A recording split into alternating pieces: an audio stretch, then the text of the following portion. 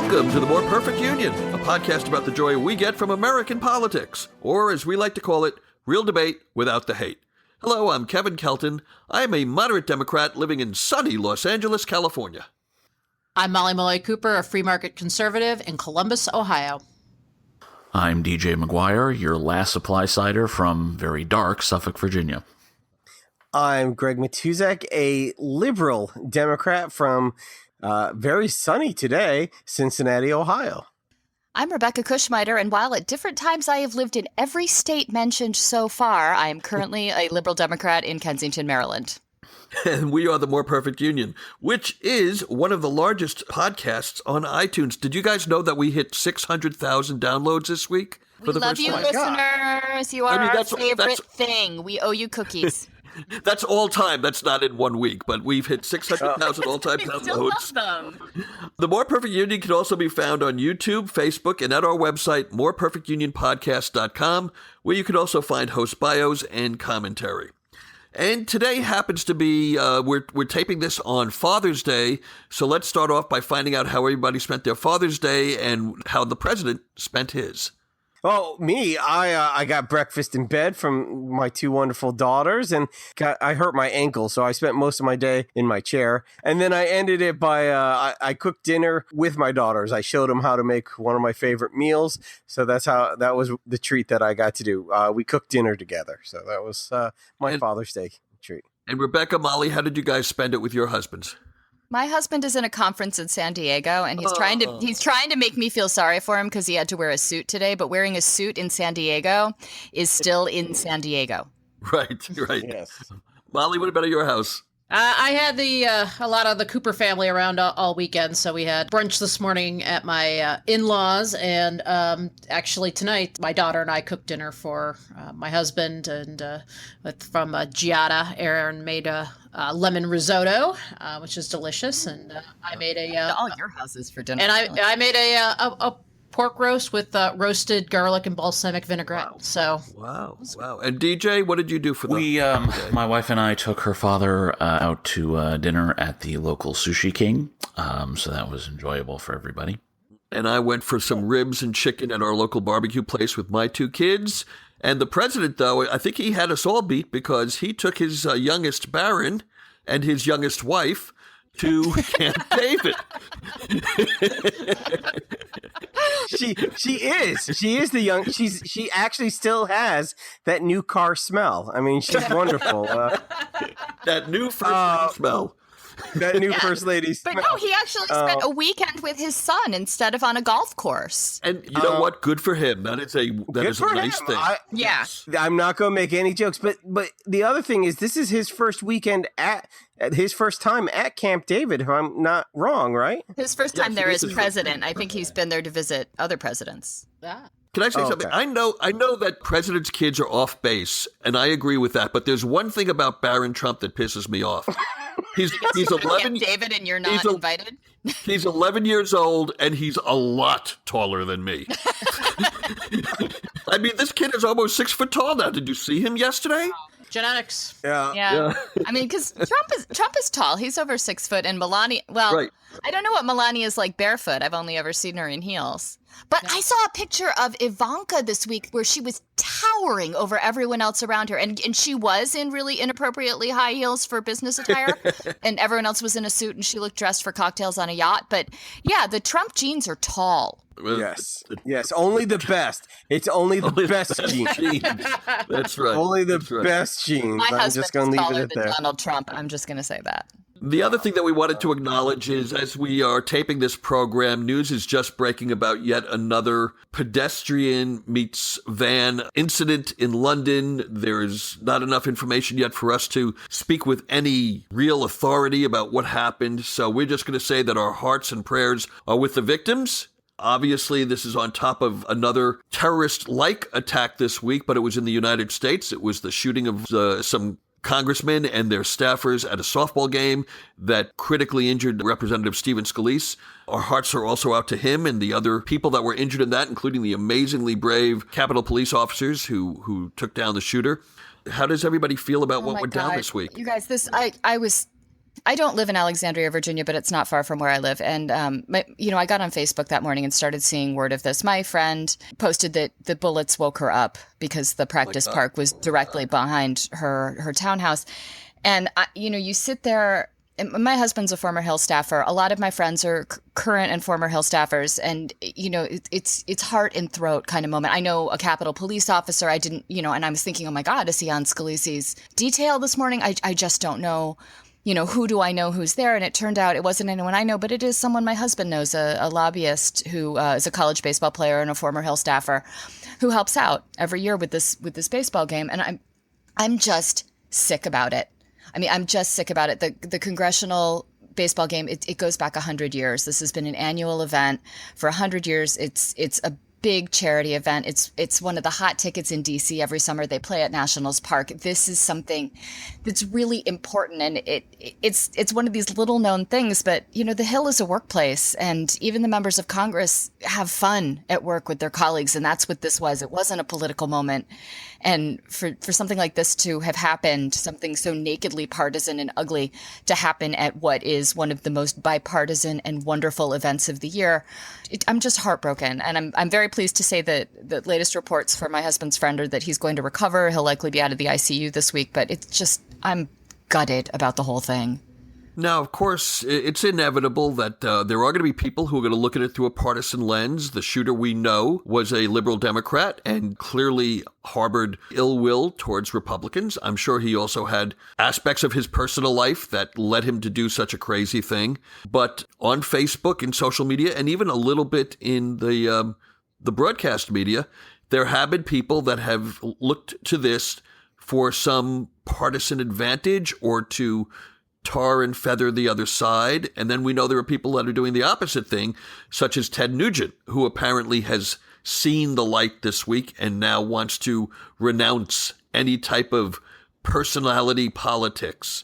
Greg, what did you think of what Nugent did? Did you think it was sincere? No, I mean, look, I have, it's wonderful that he's finally saying this. The rhetoric is terrible, but the rhetoric's been terrible. Congresswoman Gabby Gifford got shot in the face, 3 years ago, 4 years ago? 7. Thank you. My math is terrible. And now it's sort of like, wait, they're shooting at white people? They're shooting at white men? Oh, now it's terrible. I will only be impressed when President Trump says, this rhetoric is terrible. We need to stop, and I will stop with the attacks on everybody. And it's great that Ted Nugent says that, but he should have said that 7 years ago. And Trump should say it now. So there. Yeah. The president was tweeting about his approval ratings this morning, so, Right. That's fine. He wasn't attacking anyone. But he did call people losers all weekend long, and he was attacking different members of Congress all weekend and different departments who were investigating him. Okay. That's not quite the way you should do things. Calling people losers and various other sort of nonsense is not what we're talking about here. We have been dealing with a political climate where, in one way, shape, or form, the party out of power has essentially accused the party in power of wanting to kill people for going on some 30 to 40 years. I mean, this actually started with the abortion debate. 30 to 40. We've had duels on the floor of the House of Representatives since the history of the beginning of the Republic. We've had partisan rhetoric that has been quite heated. This is not a modern phenomenon. See Aaron Burr and Alexander Hamilton. I'm talking about Exactly. this sort of thing that we saw this week. We probably have not seen since either Gabrielle Giffords or going all the way back to, frankly, Preston Brooks beating on Charles Sumner. And part of it is I have friends on both sides of the political divide. I see Republicans accusing the Democrats of wanting to kill people. I've seen Democrats accusing Republicans of wanting to kill people. I will be blunt. We are not going to survive as a country if 60 million Americans think that the other 60 million Americans are would-be murderers. It's just not going to happen. We are going to descend into civil war, and it will be a governing faction, whoever it is, will end up using nuclear weapons on its own people. That is our future if we do not take a step back from this. And by taking a step back from this, I mean things like what Senator Sanders did this week, when he said, you know what, this guy was a volunteer on my campaign. I don't give an F. This is the wrong thing to do. You don't do this. Period. End of story. Last page in the book. And this is not something that is related to one faction or the other. Both factions have done this. Both factions have done the you don't care if people die line over and over and over again. It's just different types of people that they accuse the other party of wanting to kill or allow to die. And it really needs to stop. We need to stop assuming that people who disagree with us automatically have ulterior motives and nasty selfish objectives. They're trying to help the country too. They just happen to be incorrect in how they do it. That's not the same thing as they are evil-hearted people with dark motives. And that's what we need to change. I think that's the whole point of this podcast, is that we have people on both sides. We're awesome. I know. We are the future of the Republic right here on this podcast, folks. You heard it here first. We're going to save America. Great. Tell your friends. But you know what? I mean, I think that's it's very true and it's very funny. But it's also worth taking a moment and talking a little bit about that. Obviously, we come on here and we talk about politics. We don't talk a whole lot about ourselves, although we did at the top with our Father's Day celebrations.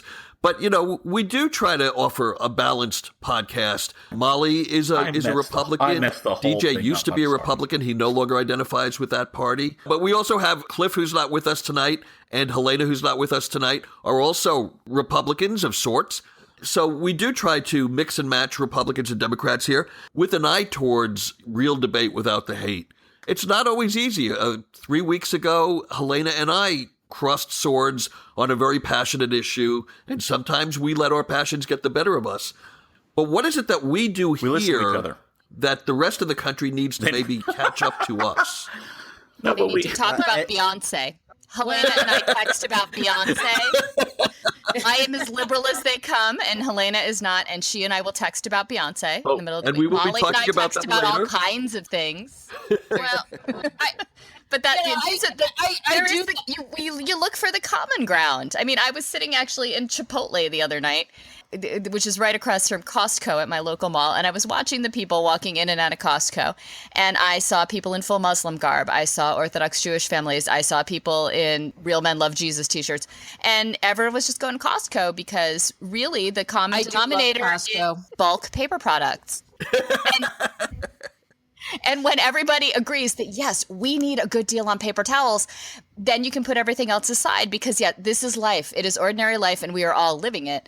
And when we remember that about each other, it's much easier to get along. Well, and I think when we get out from behind the computer screen where, a lot of people just sitting behind, their computer and their social media and their Twitter even, are insulting and others and kind of just forget that, there are other human beings on the other end of that. And it turns out that the shooter, was very, active and into the social media. Well, that's interesting because, I spend a lot of my day in a Facebook forum that we encourage both sides. It leans somewhat more left, but that's not by design.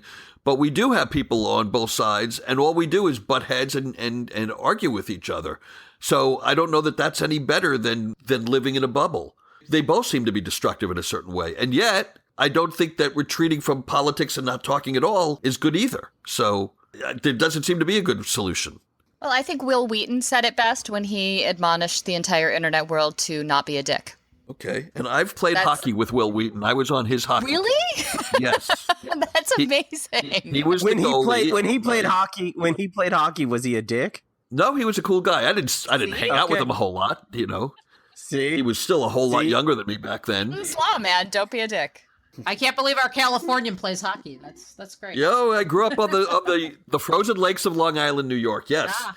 So so let's move on to talk a little bit about politics again. And DJ, before the show, we were talking a little bit about the evolution of the It was something I Democratic noticed in Party. reaction. I was starting to notice that there was what had initially been an argument between Hillary Clinton and Bernie Sanders about who should be the nominee has sort of evolved into a larger discussion or argument between factions of the Democratic Party as to whether the party should go quote unquote left on social issues or whether they should go left on economic issues, which one it should be the priority for the Democratic Party.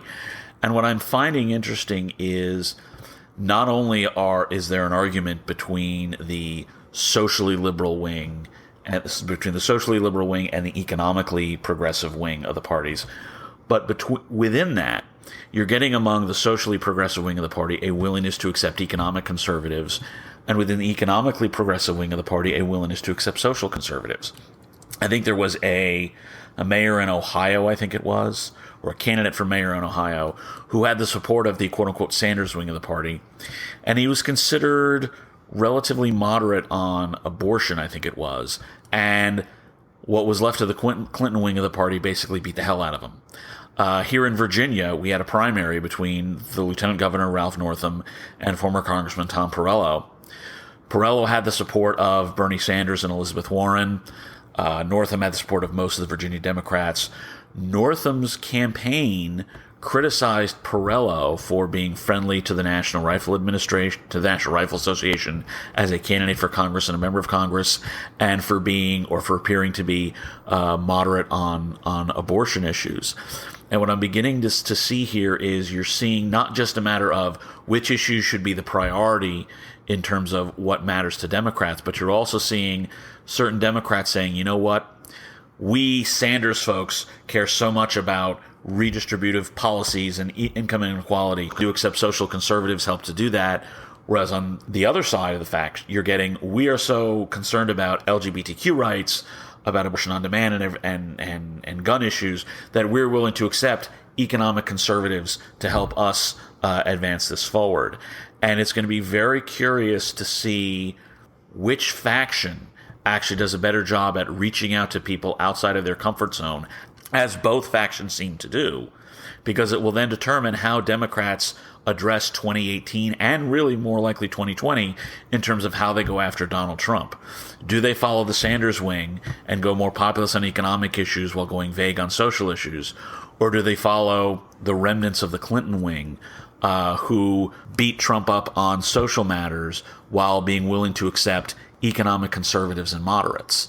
I have my take on which way the Democrats should go, of course. Would be no surprise for those who've listened to me all this time.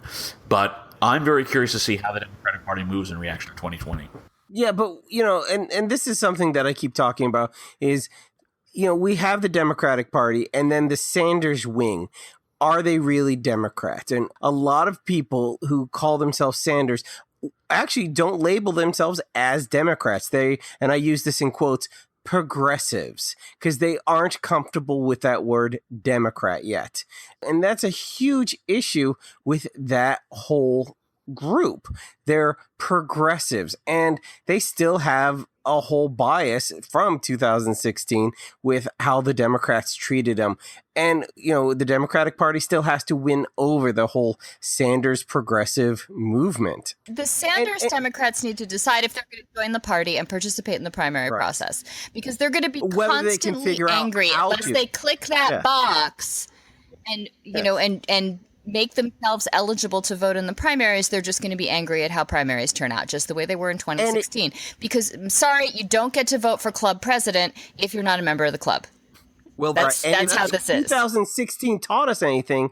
They probably can't figure out how to vote. Has any progress been made in terms of deciding whether we're going to have more open primaries or we're going to stay with closed primaries? In Virginia, for example, we don't have party registration. They're open primaries.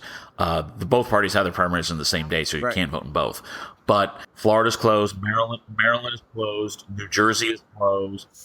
Ohio, you can Wait, change. I have a question. Yeah. Why was the Sanders wing of the party, for lack of a better label, because why were they so upset at the DNC about all of the closed primaries if the DNC didn't have any control over it because it's a state issue? Were they that upset about that? I mean, the main. I thought they were furious. The people. I thought their major point of contention was the superdelegates.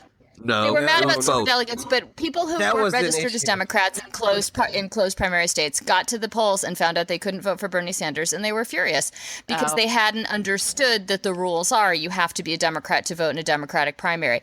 And people don't necessarily, in their minds, separate primary elections from national elections, and they consider them the same thing, and they feel like their vote is being obstructed, And on it's a top of that, disenfranchisement, when in fact these are party elections. These And on are top of this is that- voting for club president. Agreed. not And on top voting of that, for different President of the states United have States. different rules. Getting back to Democratic politics, I agreed with everything you guys were saying. I think, though, that some of it is going to be really what the political environment gives Democrats to work with. For example, if the Senate is able to pass a health care bill, and then they were able to go to a conference, get a bill that both the House and the Senate can then pass again, and Trump signs it, that's kind of off the table. So that social policy issue could be off the table for Democrats in 2018. No serious Democrat looking to be nominated for president in 2020 can say anything nice about Trump Care, whatever the heck it is. Even if Trump Care addresses some of the issues that I have raised, that doesn't mean the Democratic nominee can say, oh yeah, Trump Care is fine. But I'm saying is, even if it were fine, I don't really see a situation where a Democrat can run for president in 2020 and still support Trump Care. Trump Care is going to be the ones where it either needs to be seriously fixed or junked. But I think Democrats have a fork in the road. They do have a fork in the road on tax reform. Do they go ahead and just try to oppose it every step of the way? Or do they say, you know what? We know you don't like your border adjustment tax either. Replace it with a carbon tax and we can talk. Democrats can go one of two ways on that one. It very much depends on who is running the party and the political environment and what the potential nominees may think. You're going to have that on various spending issues. How is the welfare state addressed? Do we go back to the 1950s and 60s version of how welfare is administrated? Or do you say, you know what, junk the whole thing for a negative income tax, otherwise known as minimum basic income? That one is going to scatter across both wings of the party. You're going to have folks in the economic conservative faction who like that. You're going to have folks in the economically progressive faction who like that. And that's how I will look at the two wings of the party. But you're right, Kevin. There's a lot of real estate, and there's a lot of temporal real estate between now and 2018, let alone 2020. And which faction wins the arguments within the party is very much going to depend upon what opportunities for winning votes outside the party matters, what opportunities the Republicans give the Democrats in terms of stumbles that they make, and what voters say are their priorities. I think whichever wing jumps off the Trump-Russia thing first is going to be the one that wins. Because that's a good point. I think while they're sleeping, this healthcare bill is going through, and I think that's a major reason why it's going through is because they're so distracted. That's assuming that the bill has legs, and of course, a lot of people are not so sure about that. Everyone is expressing the skepticism that this bill has legs, and I think it does have legs. I think Mitch McConnell is being a sneaky, underhanded bastard, but I think he's also very good at his job. And he's taken advantage of every opportunity to keep this thing in the dark for as long as he can. And I'm furious at him because he's basically withheld the opportunity to consult on this from every member of the Senate that he didn't handpick. My representatives are not getting to represent me because Mitch McConnell won't let them in the room. And I'm furious about the whole thing. You know, every Republican who ever said Obamacare was jammed through with only 100 hearings and hundreds of Republican amendments needs to just go wash their mouth out with soap to get the taste of the hypocrisy out. Well, I don't think hypocrisy. This is the first time hypocrisy has been in Congress, and I don't think it'll be the last. Right. But let's take a moment to step away from Washington, D.C. politics and talk about a little more street issues out there. For instance, the Bill Cosby verdict that happened only a day apart from the Philando Castile verdict, in which the policeman that shot Philando Castile to death was found not guilty. So one hung jury, one not guilty verdict, and I think a lot of social implications there. What does everybody think?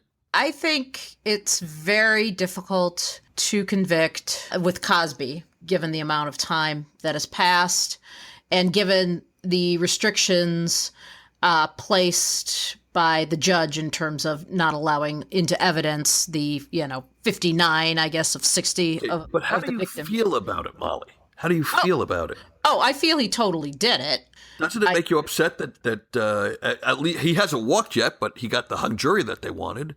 No, I mean, I do I think, thank God he's no longer a threat given his age and the publicity at this point. So at least there's that. But, would it be justice? I mean, he's lived he's lived a great life, for, the last 50 years. And of it, there's been, he's been doing this, that we have evidence back till the 1970s. So the last 30 years, he's had some really good years in there. So there is no justice either way. And that's just one verdict. What about the other one we had this week, which was maybe even worse than the Cosby one? Regarding the shooting of Philando Castile. And this is one that immediately set off a political argument as to whether you thought the Minnesota jury let the cop off because Mr. Castile was black, or whether the jury of Minnesota let the cop off because Mr. Castile was a gun owner. Either way, just about it is the verdict. The opinion is near unanimous that these 12 people in Minnesota must have been ungodly high to come up with this verdict. And I have to admit that I agree with the consensus. I don't see how you could acquit this guy on all charges. It doesn't make any sense to me. Oh yeah, it was a miscarriage of justice. Well, what did they base it And on? one case we didn't bring up in our written notes here, but I'm just going to throw this in there, is the young woman who was convicted of manslaughter for texting her boyfriend during his suicide attempt and encouraging him to complete it. Right. And I agreed with that verdict. Am I the only one? I thought that was right on. No. You know what? I agreed with that verdict, but it's so striking. A young woman can be convicted when evidence is so clear, but Bill Cosby can't be convicted even though evidence is so clear, and an officer of the law can't be convicted when evidence is so clear, and it just shows what priorities we place on different categories of people. Well, and that's just the fickleness of 12 different people, and I guess by the way, to another extent the skill. That was not a jury verdict. That was a judge verdict. Oh, why did she waive jury on that? Was that did she choose that, or did her attorney choose? What? Why? Well, she obviously was advised to, and I'm just guessing that they felt the emotionality of the case was going to work against her, and that a judge might follow a strict interpretation of the law. Right, the jury would have hated her. Because their defense was purely legal. On emotions, you had to convict her, but there were these legal technicalities about what is the duty to take reasonable steps to alleviate risk, I believe was the terminology. And it was all a legal defense that, frankly, the judge didn't buy. I don't know. That one's still on appeal. I mean, I think she's going to go with she was on antidepressants herself, and they made her. It's a real. That is such. Let's not. I'm on antidepressants myself, and I've never encouraged anyone to commit suicide. I hate stuff like that where it's like, oh, blame the mental. We all need our assistance, and that doesn't make one culpable or not culpable on things. Yeah. And with that, maybe we should end on something that's a little more upbeat. Like, for instance, I believe this was the week that Jay-Z and Beyoncé had their blessed event. Is that right? No, they've confirmed that they've had the twins. We don't know what genders they are. We don't know what their names are. We don't know, how much they weigh, how long they were. I like to hope that they will continue with the color plant naming convention, and that we'll have orange geranium and I'm sorry. I have to disagree with you. Indigo tomato or something like that. I have to disagree with you because Jay and Beyonce are artists, and they never go backwards. They are always forward thinker. And that period of their life, and that child is probably last year. They will always be new things. There will always be new. So these children will be. It's only numbers and symbols that are unpronounceable. Much, it will be it will be red block 7. Or a symbol of some kind? No, but it won't be like a symbol. It'll be like red block and then orange slices, and then that's it. And then moving on. Or their names will just be emoji. So, emojis. They'll have custom designed emoji, twin-moji. Okay, Rebecca, great minds must think alike, because I was thinking the color thing too, but what I was thinking was because, first of all, I have a 14-year-old daughter, so she tells me that there was some kind of picture on Instagram where Beyonce was sporting some jewelry that had a pink stone and 2 blue stones, so she thinks it's 2 boys.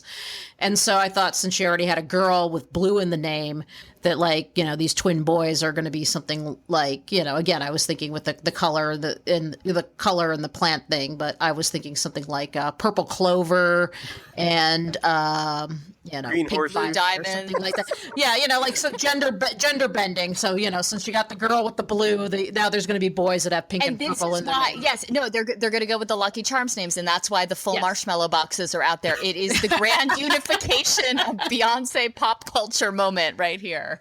Well, all I know is she is so prolific that I don't put it past her to drop another set of twins in 4 months.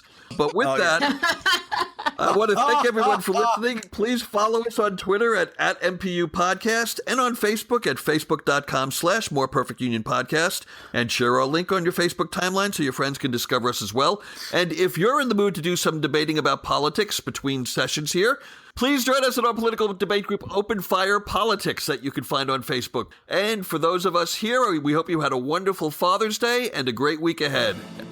George and Amal had their twins, too. I don't know if anybody mentioned that. Oh, It was a really tweeny Democrat won't win the special election. Big group of celebrity twins.